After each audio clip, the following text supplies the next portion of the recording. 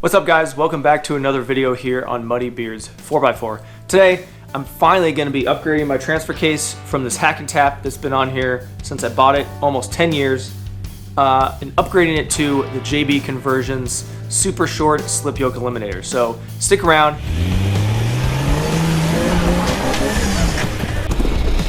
Oh yeah! Oh yeah!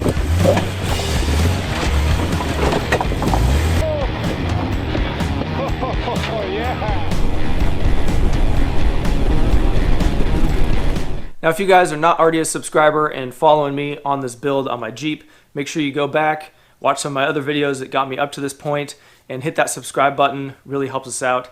And check out our website, muddybeards4x4.com. Link is in the description to all the stuff, all these parts I'm using, all the tools I use, everything in our Amazon shop, on our website, everything. Check out the link in the description. It's going to have everything on there. Now, this kit is quite expensive compared to some of the other ones. You can get into a Slip Yoke Eliminator kit for $200-ish, but that's going to be a 1310, and I wanted something a little bit more beefy. I have 40-inch tires. I plan on beating this thing at Moab and King of the Hammers and everything in between. So I don't really want to go easy on it. So I want something a little bit beefier that's going to last me until I can afford to get an Atlas or build a Dana 300 or whatever I end up doing. So this is what a standard, transfer case comes with, even a Slip Yoke Eliminator. It's a 1310. It's this little tiny, like this is basically a Dana 30 yoke. And I went with the 1350 flange. So this is the flange that I'm going to be using that my driveline is going to adapt to. Having the short packaging of the TJ, as most of you guys know if you have a TJ, the driveline angles is usually a concern. So you have to run a double cardaned driveline at the flange, this guy right here, and the longer the better, which is why this Slip Yoke Eliminator kit is actually 3 1/8 of an inch shorter than any other Slip Yoke Eliminator kit. So this kit with this flange is about $400.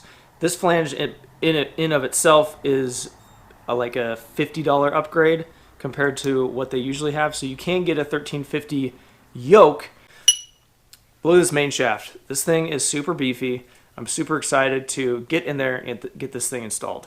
I don't know why someone thought that this was okay.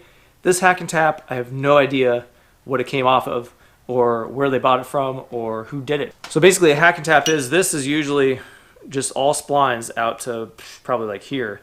And all it is you just cut it off, tap the center of the shaft, and then add a flange onto it. Like this guy, just like that. And then bolt it on. And does it work? Yes. Did this one survive King of the Hammers 1 year? Yes. Do I trust it? Absolutely not. So before this trip to Moab, I have the transfer case out already, building all my suspension, and I really do not trust this thing. I have no idea how it survived. There's just this little tiny strip of metal right here holding this whole thing together. And this back piece here, it's only half threaded. I have no idea what someone was thinking and what I was thinking letting it go for this long the way it is. Before I start tearing this thing apart, it is so dirty. It's been leaking a little bit. I'm gonna have to drain the fluid. I'm gonna actually put degreaser on it, take it outside, spray it down, scrub it down, clean it up a bunch before I take it apart on the bench. So let's get this party started.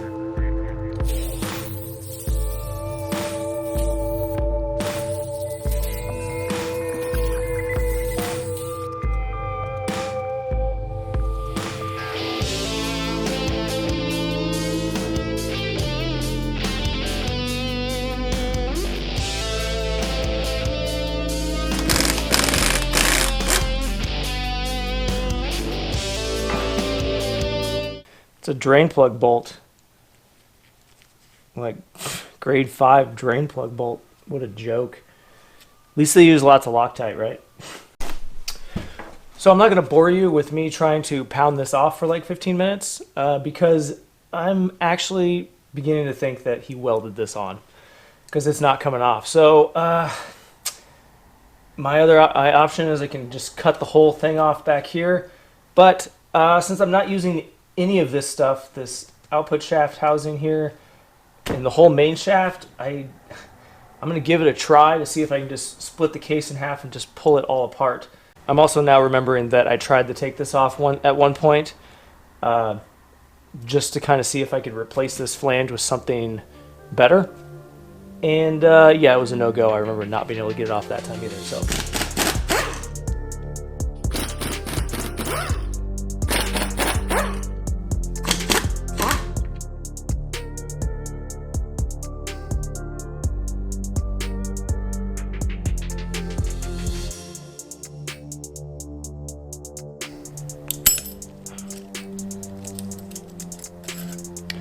This is where a good pair of snap ring pliers really helps you out. To be honest, I'm not reading the instructions.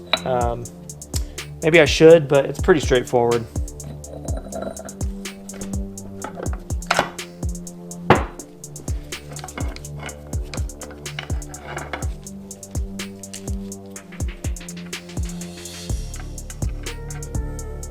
It's a good idea to just kind of set everything down on the bench how you took it apart.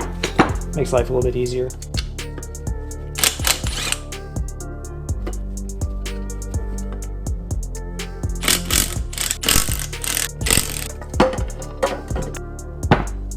Okay guys, so it took me more time than this whole project's going to take me to get that yoke off.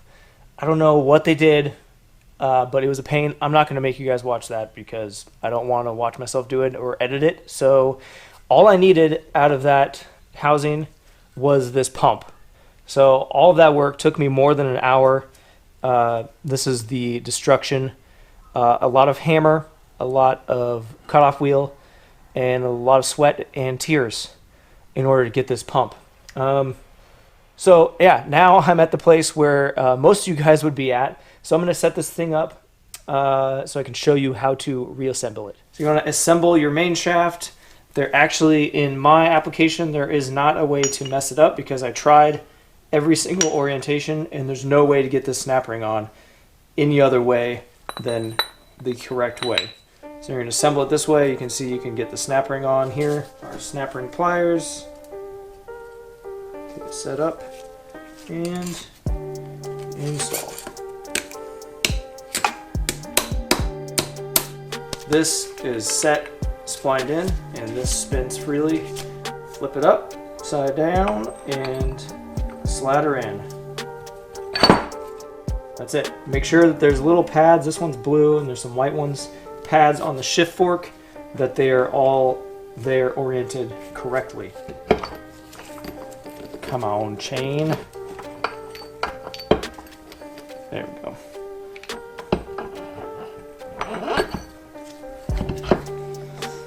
Probably easier to install both sides at the same time. Case half here and install your pickup tube in the bottom of the case here, and also install your pump, which is going to go on the front side, and you can see the tube just pops right into there. There we go. And you can flip it over. Just going to do a small bead of, I use ultra black. It's good for oil around here. You don't need a ton.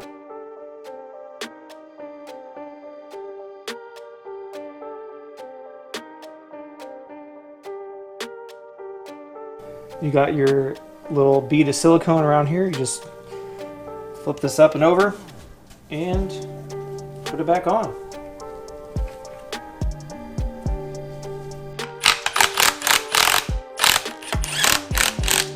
Yeah, don't be a dummy like me. I forgot to put this tone ring on, so I had to pop this back off.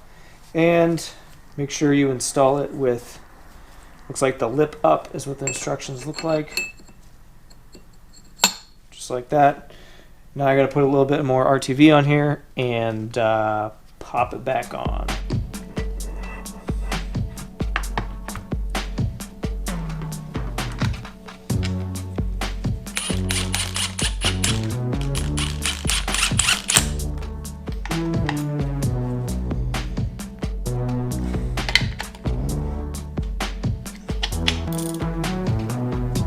since everything on this thing is aluminum, just going to hand tighten it with my 3/8 ratchet and call it good. I know that I can't over torque it with that, and I can get plenty of torque on it that it's not going to come loose, and I'm happy with that. I'd like to take a second to talk to you guys real quick about some tools. If you guys are into tools like me, you want something that's quality, that's at a decent price.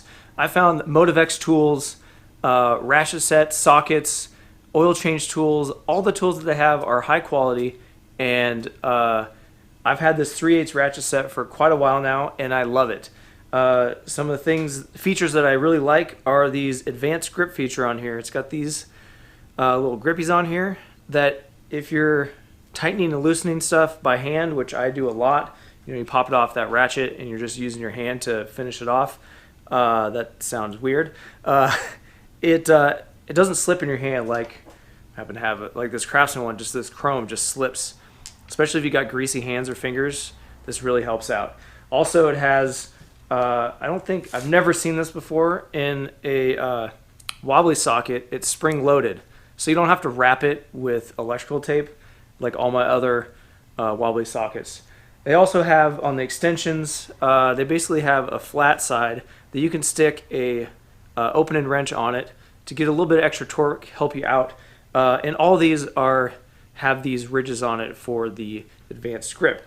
So if you guys are interested in these tools, make sure you check out the link in the description to our Amazon page where I'm going to have all these tools on there. And like I said, I've been actually using these for quite a while now, and I've abused them and used them on my impacts, and they've worked really good. And I'm actually preferring this this ratchet here over my Matco one. If you're interested, obviously everyone likes their own tools, likes different things, but if you want to check it out, check out the link in the description to our Amazon site or their website and check it out for yourself. So we need to check the operation of everything. So that's probably 2-wheel drive, 4-wheel drive, 4 high, neutral, and 4 low. Seems to be operating the way it's supposed to be. So I'll put my 2 output yokes back on. I always use thread sealant with PTFE on my yokes, on the splines, and not silicone.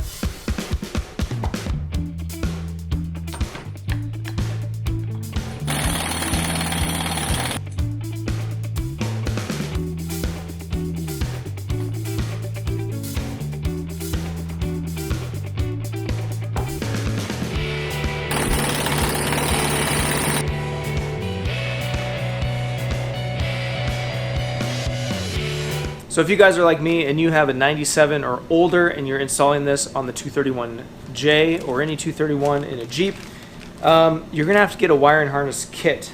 This is basically a new old stock.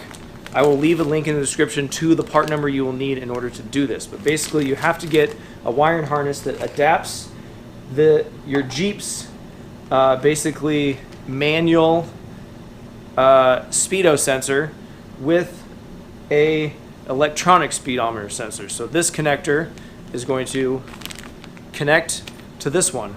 So the instructions that I will leave a link for the description has the wiring harness diagram. But if you're not sure, there's basically power, ground, and return signal. Super simple. Turn the key on and hit it with your test light. It'll let you know which side is the power, the center side is the ground, and so obviously the other side is the return signal. Super simple.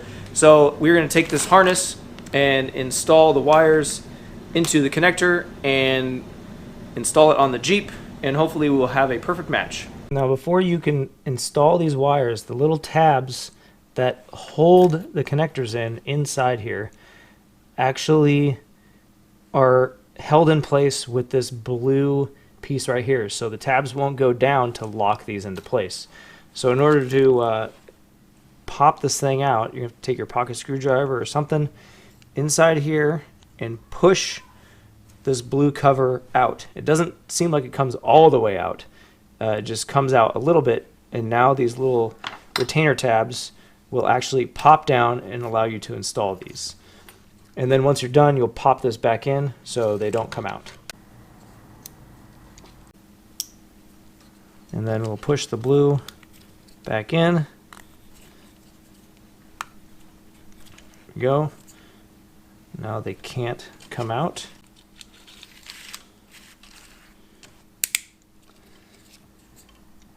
There we go. Connector is done. Orange is our power, black is ground, tan is our signal. So I'm just going to mark on this side. This is, I know black's usually ground, but this is going to be our power. Perfect. And then I can unplug it. I already know what wire is which, so we'll just cut and strip them. And I always stagger my cuts, so the the butt connectors or whatever you're using don't bunch up in one spot, and you can't get your conduit over top of it.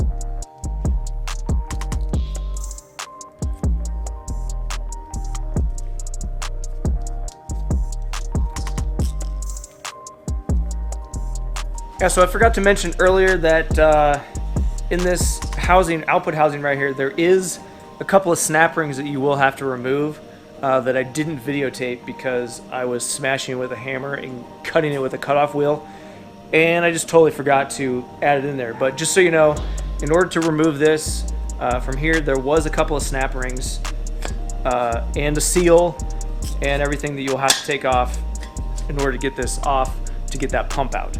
Just a heads up. Oh hey, what's this? It's my new drive shaft from Adam's Drive Shaft. This video took me a long time to edit because I was doing so much work on this Jeep that I actually didn't want to stop and have time to do any editing. So since that time, I've measured the drive line, ordered it. They shipped it the next day. Custom ordered drive shaft from Adam's Drive Shaft. And this thing is super beefy. And I don't think I'm going to have any problems with it. I'm super excited to install this. Fits perfectly. As you can see here in this picture, I have both of them, my old drive shaft and this one right next to each other. There's an obvious difference in size and quality between this Adam's Drive Shaft and my old one. So if you guys are in the market for a drive shaft, make sure you hit them up. Really cool guys and decent price, quick shipping. If you guys learn anything from the videos here on Muddy Beards 4x4, make sure you hit that subscribe button. Really helps us out. If you want to follow us on social media, we are at Muddy Beards 4x4. Check out our website, muddybeards4x4.com. Link in the description. And as always, we'll see you on the trail.